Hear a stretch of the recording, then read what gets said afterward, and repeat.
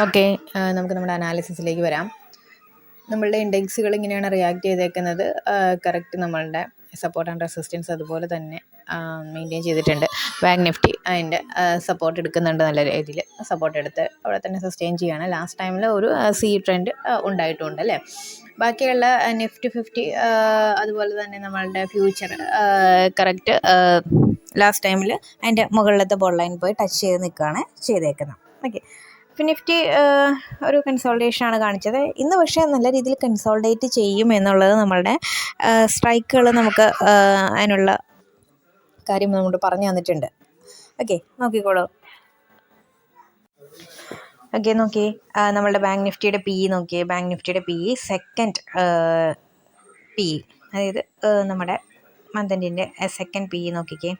Second പിയുടെ second graph, അതായത് second candle നോക്കൂ മന്ത് എൻഡിൻ്റെ. അപ്പോൾ ഈ ബോൾ ലൈൻ ടച്ച് ചെയ്യുന്നുണ്ട് അല്ലേ പിയുടെ. വീക്കെൻഡ് ടച്ച് ചെയ്യുന്നില്ല, വീക്കെൻഡ് അതിൽ തന്നെ ബോൾ ലൈനിൽ തന്നെ സസ്റ്റെയിൻ ചെയ്യുകയാണ്. പക്ഷേ മന്ത് എൻഡിൻ്റെ സിയും താഴത്ത് രണ്ടാമത്തെ ക്യാൻഡിൽ അതിൻ്റെ ബോൾ ലൈൻ ടച്ച് ചെയ്യുന്നുണ്ട്. അതായത് സി ആക്റ്റീവ് ആകാൻ പോവുകയും രണ്ടാമത്തെ ക്യാൻഡിൽ സി ആക്റ്റീവ് ആകാൻ പോവുകയും പി റിജക്റ്റ് ചെയ്യാൻ പോവുകയും ചെയ്യുന്നു എന്നുള്ളതാണ്. രണ്ടാമത്തെ പിയുടെയും സിയുടെയും മന്ത് എൻഡിൻ്റെ ക്യാൻഡിൽ നോക്കുക. ഏറ്റവും മുകളിലത്തെ രണ്ട് ഗ്രാഫുകൾ നോക്കിക്കൊള്ളുക. ഓക്കെ, അങ്ങനെ മന്തിൻ്റെ രണ്ട് ഗ്രാഫുകളും നമ്മളോട് പറഞ്ഞിരിക്കുന്നത് രണ്ടാമത്തെ ക്യാൻഡിൽ ആയപ്പോഴത്തേക്കും പി താഴേക്ക് പോകാൻ സി മുകളിലേക്ക് കയറാൻ പോവുകയും എന്നുള്ളതാണ് കാണിച്ചത് അല്ലേ. ബോൾ ലൈൻ ടച്ച് ചെയ്യുന്നു. ഓക്കെ, ഒരെണ്ണം മുകളിലത്തെ ബോൾ ലൈൻ ഒരെണ്ണം താഴത്തെ ബോൾ ലൈൻ ടച്ച് ചെയ്യുന്നു, നമ്മളോട് അങ്ങനെ കാണിക്കുന്നുണ്ട്.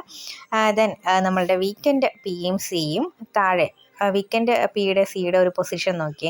ഒരു 4-5 ക്യാൻഡിൽസ് ആയപ്പോഴത്തേക്കും പിയുടെ ഗ്രാഫ് മുകളിലേക്ക്, അതായത് ഏറ്റവും താഴത്തെ ഡോട്ടർ ലൈൻസിൽ നിൽക്കുകയാണ്.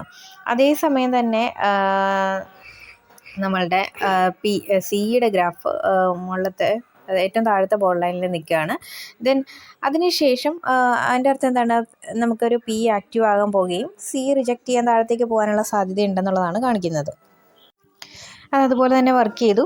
പക്ഷെ രണ്ടും നമ്മളുടെ താഴത്തെ ലൈൻസിലാണ് നിൽക്കുന്നത് അല്ലേ. സിയുടെ ഗ്രാഫും അതുപോലെ പിയുടെ ഗ്രാഫും താഴത്തെ ഡോട്ടർ ലൈൻസിൽ നിൽക്കുകയാണ്. ഒരെണ്ണം താഴത്തെ ഡോട്ടർ ലൈൻസിലാണെങ്കിൽ ഒരെണ്ണം മുകളിലത്തെ ഡോട്ടർ ലൈൻസിലാണ് നിൽക്കേണ്ടത്. പക്ഷെ അങ്ങനെയല്ല ചെയ്തേക്കുന്നത്, ഓപ്പോസിറ്റ് ഡയറക്ഷനിൽ നിൽക്കുന്നില്ല, രണ്ടും താഴെ തന്നെ സസ്റ്റെയിൻ ചെയ്യുന്നു എന്ന്. അതിൻ്റെ അർത്ഥം എന്താണ്, അവിടെ ഒരു കൺസൾട്ടേഷൻ സംഭവിക്കാനുള്ള സാധ്യതയുണ്ട് എന്നുള്ളതാണ്. ഒരേ പൊസിഷനിൽ നിൽക്കുന്നത്, അതായത് രണ്ടും ഉയരാൻ തന്നെ പോകുന്നു എന്നുള്ള പൊസിഷനിലാണ് രണ്ടും താഴെ നിൽക്കുന്നു എന്ന് തന്നെ അർത്ഥം. സോ അവിടെ കൺസോൾട്ടേഷൻ സംഭവിക്കാനുള്ള സാധ്യതകളുണ്ട് ഇങ്ങനെയുള്ള മാർക്കറ്റ് സംഭവിക്കുമ്പോൾ. അതായത് താഴത്തെ ഡോട്ടർ ലൈൻസിൽ സിയുടെ ഗ്രാഫും പിയുടെ ഗ്രാഫും സസ്റ്റെയിൻ ചെയ്യുന്ന സമയത്ത് അത് കൺസോൾട്ടേഷനിലേക്ക് പോകാനുള്ള സാധ്യതകളുണ്ട്.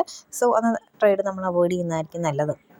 നമുക്കധികം അതിൽ നിന്ന് സ്കോർ ചെയ്യാനായിട്ട് പറ്റില്ല. പിന്നെ അധികം നമുക്ക് സ്കോർ ചെയ്യാനുള്ള ചാൻസ് എന്ന് പറയുന്നത് ഈവനിങ് ടൈമിനായിരിക്കും. ഒരു 2:45 കഴിഞ്ഞിട്ടുള്ള ആ ഒരു ടൈമിനായിരിക്കും നമുക്ക് സ്കോർ ചെയ്യാനായിട്ട് പറ്റുക. ഓക്കെ, ഇനി നിഫ്റ്റിയുടെ ഗ്രാഫിലേക്ക് നോക്കിയാൽ നിഫ്റ്റിയുടെ ഗ്രാഫും ഇതേ പോയിന്റ് തന്നെയാണ് നമുക്ക് കാണിക്കുന്നത്. നോക്കിക്കേ, നിഫ്റ്റിയുടെ സി നോക്കിക്കേ, താഴത്തെ സിയുടെ ഗ്രാഫ് നോക്കിയേ. താഴത്തെ ഗ്രാഫ് മുകളിൽ സി സസ്റ്റെയിൻ ചെയ്യുകയാണ് അല്ലേ. അതുപോലെ തന്നെ നമ്മളുടെ പിയുടെ ഗ്രാഫ് നോക്കിയേ. പിയുടെ ഗ്രാഫ് താഴത്തേക്ക് വന്ന് നിൽക്കുന്നുണ്ട്, അതായത് താഴത്തെ ഏറ്റവും ഡോട്ടർ ലൈൻസിൽ വന്നിട്ടാണ് അത് എൻഡ് ചെയ്തേക്കുന്നത്. പക്ഷേ മുകളിലത്തെ ബോൾ ലൈൻസിന് മുകളിലായിട്ടാണ് ഈ ഒരു സിയുടെ ഗ്രാഫ് സസ്റ്റെയിൻ ചെയ്യുന്നത്. അതിൻ്റെ മന്ത് എൻഡും വീക്കെൻഡും അതുപോലെ മുകളിൽ തന്നെ സസ്റ്റെയിൻ ചെയ്തുകൊണ്ടിരിക്കുകയാണ് അല്ലേ. പി ആണ് താഴത്തേക്ക് ഇടുകയും ചെയ്യും, പക്ഷേ അത് കൺസോൾട്ടേറ്റ് ചെയ്തിട്ടാണ് ഇടിഞ്ഞേക്കുന്നത്. അതുകൊണ്ട് തന്നെ നിങ്ങൾക്ക് ലാഭമൊന്നും കിട്ടിയിട്ടുണ്ടാകണമെന്നില്ല. ഇന്ന് കൺസോൾട്ടേഷൻ, വളരെ നല്ല കൺസോൾട്ടേഷൻ നമുക്ക് സിയുടെയും പിയുടെയും ഗ്രാഫ് നോക്കിക്കഴിഞ്ഞാൽ കാണാൻ പറ്റും. സാധാരണ നമ്മൾ ഏറ്റവും താഴത്തെ ഡോട്ടർ ലൈൻസിൽ വരുമ്പോഴാണ് നമുക്ക് അവിടെ ഒരു എൻട്രി പോയിന്റ് ഉണ്ടെന്ന് പറയാനായിട്ട് പറ്റുക. അപ്പോൾ ഇവിടെ പിയിൽ നമുക്കൊരു എൻട്രി പോയിന്റ് നമുക്ക് കാണാൻ പറ്റുമായിരുന്നു അല്ലേ.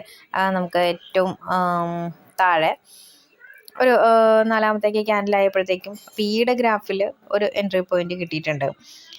അത് ചെറിയൊരു നേരത്തേക്ക് മാത്രമേ ഉള്ളൂ, അപ്പോൾ തന്നെ അത് റിജക്റ്റ് ചെയ്ത് പോന്നിട്ടുമുണ്ട്. സോ നല്ലൊരു കൺസോൾട്ടേഷൻ ആയതുകൊണ്ട് തന്നെ നമുക്ക് നല്ല രീതിയിൽ ഏൺ ചെയ്യാൻ പറ്റിയെന്നുള്ളത് നമുക്ക് പറയാൻ പറ്റില്ല. നമുക്ക് നോക്കിക്കുക, അധികം പി ആക്റ്റീവ് ആകാതിരുന്നത് എന്തുകൊണ്ടാണ്, 4-ാമത്തെ ക്യാൻഡിൽ, ലാസ്റ്റ് 4-ാമത്തെ ക്യാൻഡിൽ പി ആക്റ്റീവ് ആകുന്നൊരു പോയിൻ്റാണ്. നമ്മളുടെ വീക്കെൻഡ് പിയിൽ നമുക്കൊരു ആക്റ്റീവ് മൊമെൻറ്റം കാണുന്നുണ്ട്, ലാസ്റ്റത്തെ ഡോട്ടർ ലൈൻസിലാണ് നിൽക്കുന്നത്. പക്ഷേ അതേസമയം നമ്മൾ സിയുടെ ഗ്രാഫ് നോക്കിയേ. സിയുടെ ഗ്രാഫ് ബോൾ ലൈനിന് മുകളിലായിട്ടാണ് നിൽക്കുന്നത് അല്ലേ. ഏറ്റവും മുകളിലത്തെ ബോൾ ലൈനിന് മുകളിലായിട്ടാണ് അതേസമയം നിൽക്കുന്നത്. സോ അങ്ങനെ മുകളിലേക്ക് ബോൾ ലൈന് മുകളിൽ സസ്റ്റെയിൻ ചെയ്ത് കഴിഞ്ഞാൽ എന്താണ്, വീണ്ടും തിരിച്ച് മുകളിലേക്ക് പോകാനുള്ള ചാൻസ് ഉണ്ട്. സോ അപ്പോൾ സി ആക്റ്റീവ് ആണെന്നുള്ളതാണ്. സി ആക്റ്റീവാണ്, പി ആക്റ്റീവാണ്. പി താഴത്തെ ഡോട്ടർ ലൈൻസിൽ നിൽക്കുന്നു. സോ അവിടെ പി ആക്റ്റീവാണ്. സിയുടെ ഗ്രാഫ് നോക്കുമ്പോൾ അതേ സമയം, അതായത് വീക്കെൻഡ് സിയുടെ ഗ്രാഫ് നോക്കുമ്പോൾ ഒരു ലാസ്റ്റത്തെ 2 ഗ്രാഫിൻ്റെ കാര്യമാണ് ഞാൻ പറയുന്നത്.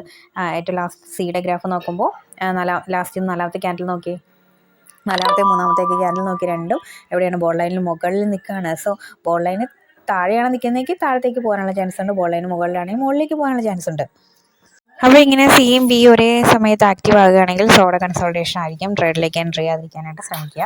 ഇതാ നോക്കിക്കോളാം, സെൻസെക്സിൻ്റെ ഗ്രാഫ് ഇതുപോലെ തന്നെ നമുക്ക് ഒരു കൺസോൾട്ടേഷൻ കാണിച്ചിട്ടുണ്ട്. അതുപോലെ തന്നെ ലാസ്റ്റ് ചെയ്ത് നാലാമത്തെ ക്യാൻഡിൽ ബോൾ ലൈനിൽ മുകളിലായിട്ട് സസ്റ്റെയിൻ ചെയ്യുന്നു. അപ്പോൾ ഏകദേശം കൂടുതലും സിക്കാണ് ചാൻസ് കണ്ടിരുന്നത്. അപ്പോൾ സി ഇന്ന് ഒരു നിഫ്റ്റിയുടെ ബാങ്ക് നിഫ്റ്റിയുടെ എക്സ്പയറി ആയതുകൊണ്ട് ബാങ്ക് നിഫ്റ്റിയുടെ ലാസ്റ്റത്തെ ആ ഒരു സിയുടെ ട്രേഡ് എടുത്ത് നോക്കുക. ആ മൂന്നാമത്തെ ക്യാൻഡിൽ നമ്മളൊരു സി ട്രേഡ് കൊടുത്തിരുന്നുവെങ്കിൽ, അതായത് ഒരു 10 രൂപയുടെ സി ട്രേഡ് ഇവിടം വരെ പോയിട്ടുണ്ട്. 30 രൂപ വരെ 3x റിട്ടേൺ. ഞാൻ പറഞ്ഞില്ലേ, സാധാരണ മിനിമം 3x അല്ലെങ്കിൽ 2x റിട്ടേൺ ആണെങ്കിൽ, അതായത് 300% റിട്ടേൺ കിട്ടും. അപ്പോൾ ഇങ്ങനെയാണ് ഇന്ന് സംഭവിച്ചത്. എനിക്ക് 2 ദിവസമായിട്ട് ഞാൻ നാട്ടിലില്ലാത്തത് കൊണ്ട് എനിക്കത് സിസ്റ്റത്തിൽ ചെയ്യാൻ പറ്റിയിട്ടില്ല. സോ അതുകൊണ്ടാണ് ഞാൻ ക്യാൻഡിൽ നമ്പർ വെച്ചിട്ട് പറഞ്ഞേക്കുന്നത്. ഓക്കെ, അപ്പോൾ ഡൗട്ട്സൊക്കെ നിങ്ങൾ വാട്സാപ്പിൽ ചോദിച്ചോളുക. ടൈം കിട്ടുന്നതിനനുസരിച്ചിട്ട് റിപ്ലൈ ചെയ്യുന്നതായിരിക്കും. ദെൻ താഴെ നിങ്ങൾക്ക് ലെവൽസ് വേണമെന്നുണ്ടെങ്കിൽ നിങ്ങൾ എൻ്റെ വാട്സാപ്പ് നമ്പറിലേക്ക് കോൺടാക്റ്റ് ചെയ്യുക. ഞാൻ താഴെ ഗ്രൂപ്പ് കൊടുത്തിട്ടുണ്ട്. ഓക്കെ.